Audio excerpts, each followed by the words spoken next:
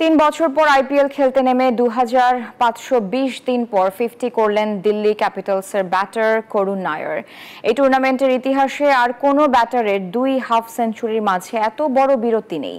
4393 দিন পর মুম্বাই ইন্ডিয়ান্সের বিপক্ষে মাঠে নেমে জসপ্রীত বুমরার উপর প্রতিশোধ তুললেন নায়ার।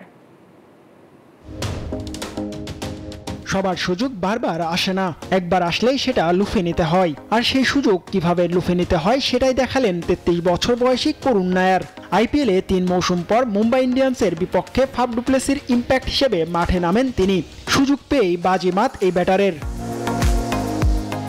2013 সালের 4 এপ্রিল মুম্বাইয়ের জার্সিতে জসপ্রীত বুমরা আর রয়্যাল চ্যালেঞ্জার্স বেঙ্গালুরু হয়ে অভিষেক হয় নায়ারের। সেই ম্যাচে এভি ডিভিলিয়ার্স বিরাট কোহলির পর আরও একটি উইকেট তুলেছিলেন বুমরা। সেদিন অভিষিক্ত নায়ারকে 3 বলে 0 রানে ফিরিয়ে ক্রিকেট বিশ্ব শাসনের বার্তা দিয়ে দেন এই পেসার। ভারতের জার্সিতে অভিষেক টেস্টে 303 রানের ইনিংস খেলার পরও এক অজানা কারণে জাতীয় দল থেকে ছিটকে যান নায়ার।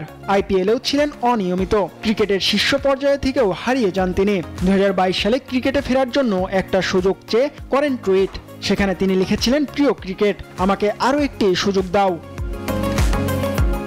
তিনি ফিরলেন ক্রিকেটে, ইতিহাস গড়লেন, প্রতিশোধ নিলেন। 4393 দিন পর বুমরাকে পেয়ে প্রতিশোধ নিতে ভুল করেননি নায়ার। এই পেসারের 9 বলে তুলেছেন 26 রান। আইপিএলে এক ইনিংসে এর আগে একবারই শিখর ধাওয়ানের কাছে এর থেকে বেশি রান হজম করেছিল এই ডানহাতি পেসার।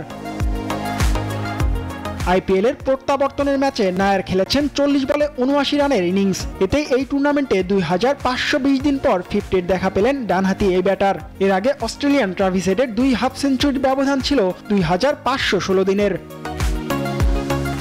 জিহাদ আল হাসান, নিউজ 24।